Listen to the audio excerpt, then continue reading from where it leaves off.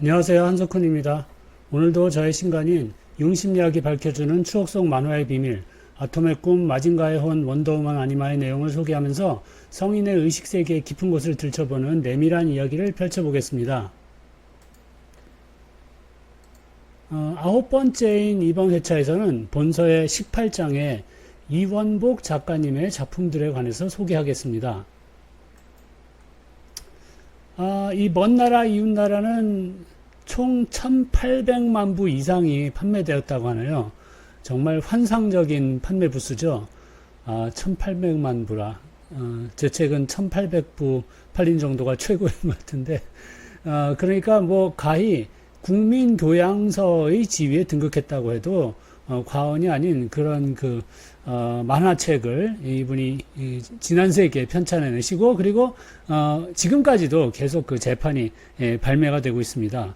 제 생각에는 이 먼 나라 이웃 나라라는 책은 결국은 최근 한 20, 30년 동안 한국인들의 그 의식에 상당한 영향을 끼치지 않았을까 생각해요. 특히 한국인들이 자신을 이해하는 데 있어서 해외의 다른 나라 사람들 또는 다른 나라 상황에 자신을 이렇게 비추어 보는 그런 경향이 굉장히 강하거든요.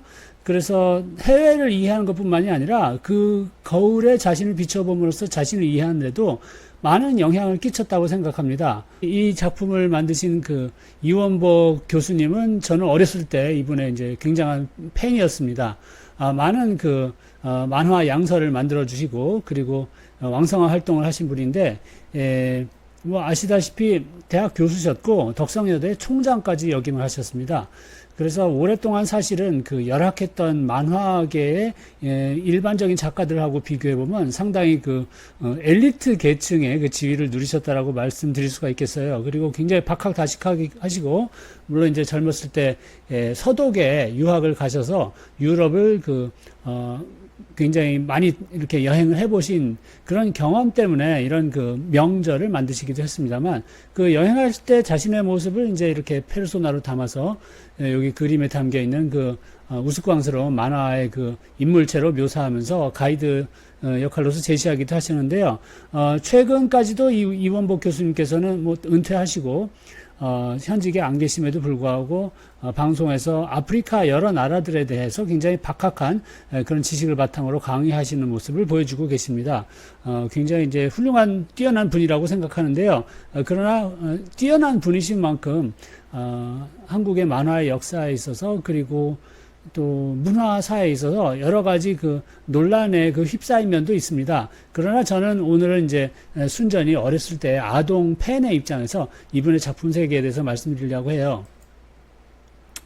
먼 나라 이웃 나라의 원형이라고 할 수 있는 작품이 시관이와 병호의 모험이라는 아동 잡지 새소년에 연재했었던 과거 70년대의 만화이거든요. 그리고 옆에 사진은 이원복 교수께서 젊었을 때 유럽에 유학하시던 시절에 찍으신 사진이고요. 이 시관이와 병호의 모험, 이 캐릭터에 대해서는 뭐 따로 드릴 말씀이 있습니다만 굉장히 인기 있었던 그런 아동 주인공들이고, 그리고 그 옆에 계신 오토바이 타고 있는 아저씨는 이달호 선생님으로 기억하는데, 이 아이들을 인솔하고 유럽 여행을 가는 그런 그 주인공으로 또 나오고 있습니다. 사실은 굉장히 환상적이고 흥미진진한 모험인데, 왜냐하면 왜 환상적이냐 하면 1970년대 아이들이 세계 여행을 간다는 것이 거의 일어날 수 없었기 때문이죠. 그러나 이제 굉장히 특수한 케이스에서 그것이 가능하게 돼서 이 아이들이 여행을 떠날 뿐만이 아니라, 그래서 유럽의 각국의 그런 상황을 살펴볼 뿐만이 아니라 굉장히 위험천만한 모험에 휩쓸리기도 하고, 그런 흥미진진한 이야기가 펼쳐집니다. 다시 한번 말씀드려서 1970년대는 해외여행을 일반인들은 갈 수가 없었던 때예요. 해외여행 한번 가려면 도장이 한 마리 필요하다, 이런 말이 있었을 정도이고, 그때 이른바 수출역군이라고 불렸던 무역 상사의 직원분들이나 겨우 이렇게 수출 때문에 해외에 나가시고 그런 일이 있었던 때였습니다.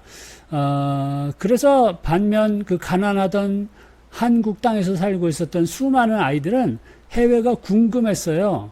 과연 세상은 어떻게 돌아가는 것인가? 그리고 일종의 다른 나라 사람들 사는 그런 모습에 대한 목마름이라든가 동경이라든가 이런 게 있었습니다. 특히 동경이 심했었는데, 왜냐하면 다시 한번 한국은 그때 굉장히 빈곤한 나라였었고요.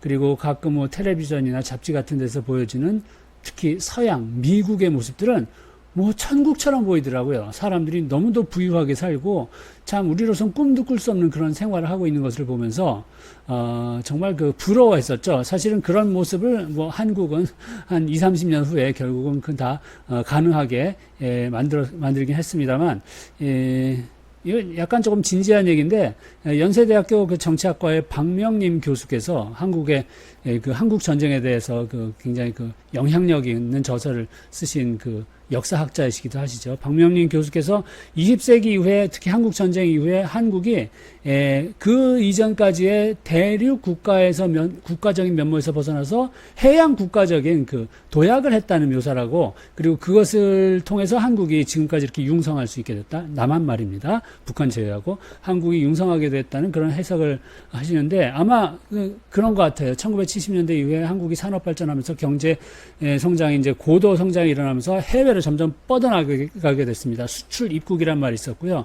그 당시에 시대의 분위기, 일종의 시대 정신 같은 것이 해외 쪽에 이렇게 눈을 확 열어놓지 않았을까 하는 그런 생각을 하고, 아이들도 그런 마음에 영향을 받았을 것이에요. 그래서 시건이와 병화의 모험이라든지, 그리고 먼 나라, 이웃 나라 이런 데서 펼쳐진 해외에 대한 나름의 전문적이고 정확한 그런 지식 같은 것이 상당히 아이들의 갈증을 채워주지 않았을까 하는 그런 생각을 합니다. 저는 최소한 그런 영향을 받았었고요. 근데 이원복 선생님께서는 이 시관이와 병호의 모험에 이어서 이것을 원형으로 삼은 먼 나라 이웃 나라를 굉장히 많이 출간하셨습니다만, 1970년대 초반에는 여러 작품을 굉장히 다양한 작품을 그리신 인기 만화가이시기도 했습니다.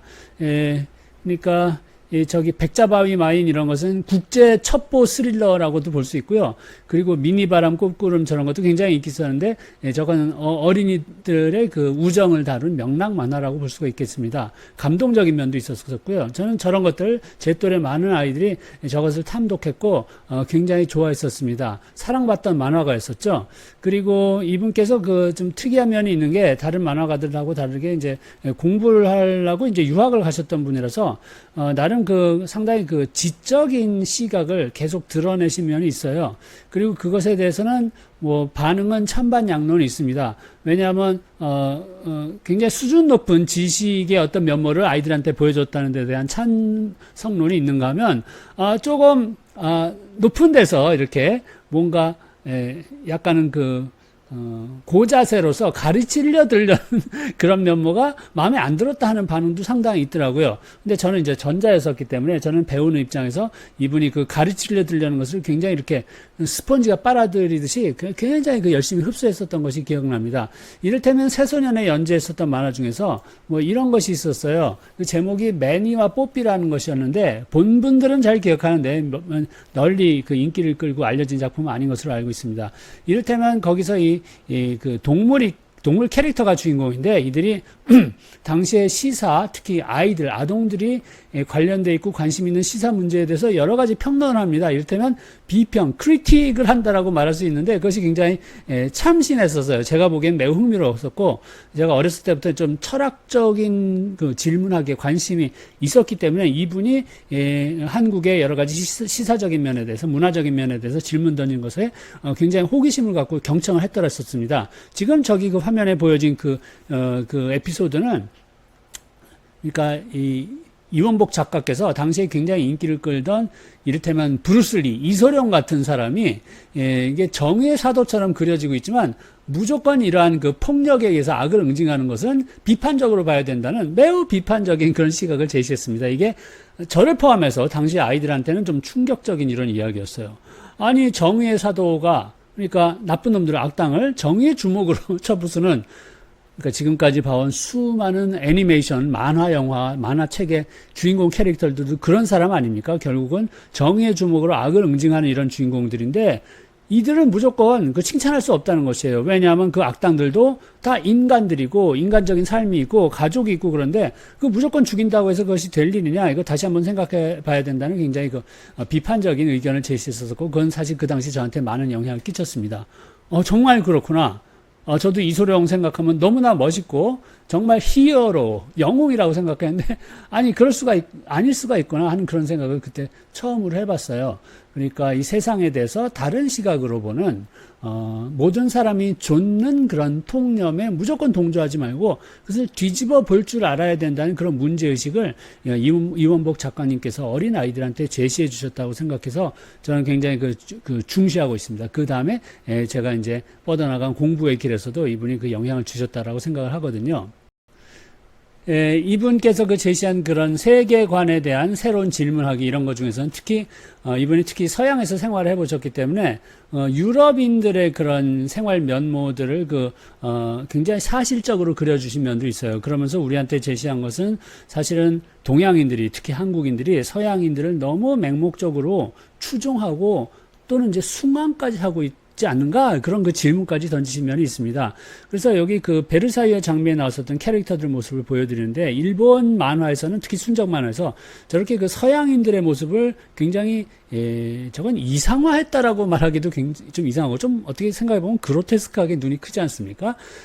저는 굉장히 이상적으로 만들어버린 그런 서양인들의 모습을 자꾸만 이제 동양 캐릭터도 쫓게 하는 그런 유행이 그 이후부터 퍼져나갔다라고 봐요. 그래서 일본 만화에서는 굉장히 그 주인공들의 눈들이 이렇게 얼굴의 반을 차지하고 있는 그런 면들이 많이 엿보이는데 그것에 비해서 그 옆에 제가 삼국지의 일면을 내보인 것은 고우영 작가님께서 동양인들 캐릭터를 그냥 동양인답게 그린 그런 모습입니다. 그러니까 우리가 서양인이라고 무조건 그 우수하고 우리보다 더 나으니까 쫓아가야 된다는 그런 생각을 해서는 안 된다. 우리를 다시 되돌아봐야 된다는 그런 메시지가 고우영 선생님이라든가 또는 이원복 선생님 같은 분들의 이제 작품에 곳곳에 배어 있었다라고 생각해요. 이 라빈드라나트 타고르라는 인도의 시성께서 하신 말씀은 같은 동양인으로서 일본인들에게 어떤 경종을 울린 말씀이라고 볼 수가 있겠습니다. 서양이 더 발전해서 우리를 지배하려고 하기 때문에 그들을 본받는 것은 나름 가치가 있는 행위이지만 그들의 취향까지 무조건 따라가려고 하는 것은 그건 노예화나 다름없다라는 그런 비판을 해주셨어요. 그런 면에서 우리의 글쎄요 1970년대까지 상당히 열등한 그런 위치에 있었던 한국과 한국인의 모습에 대해서 되돌아보게 하고 그러한 자신의 자아의식을 좀 건전하게 갖고 가면서 세상을 바라볼 수 있는 시각 그런 것을 형성하는데 많은 분들이 특히 이원복 작가님 이런 분들이 영향을 끼쳤다고 생각합니다. 제가 아까 잠깐 언급했는데 이원복 작가님은 그 인기도 많으시고 그리고 또 존경도 받으셨지만 또 그 반면이 있다는 말씀도 드렸어요. 왜냐하면 그 시관이와 병호의 모험에 나온 그 시관이 병호 캐릭터는 원래 그 일본 작품에 나온 것을 그 표절한 그런 면이 있어서 그 이원복 작가께서 나중에 그것은 다 이제 폐기 처분까지 하셨고 그리고 1990년대 말에는 그러니까 20세기 말미죠. 그때는 이분이 그 정치적인 성향이 이념적인 성향이 굉장히 우쪽으로 이제 바뀌셨어요.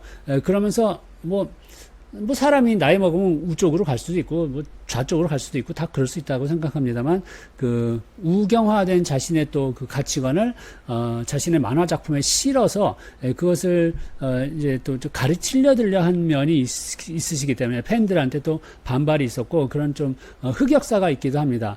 자, 어쨌든 상당히 여러 가지 면에서 교육적인 면에서도 그리고 문화적인 면에서도 열악했던 1970년대 한국의 어린아이들한테 그 세계에 대한 어떤 그 시야를 틔워주시고 그리고 그 지적인 교육을 시켜준 데 대해서 저는 그 이원복 선생님께 감사의 마음을 표하고 싶다는 말씀. 여기까지 시청해 주셔서 감사하고 여기서 물러가겠습니다.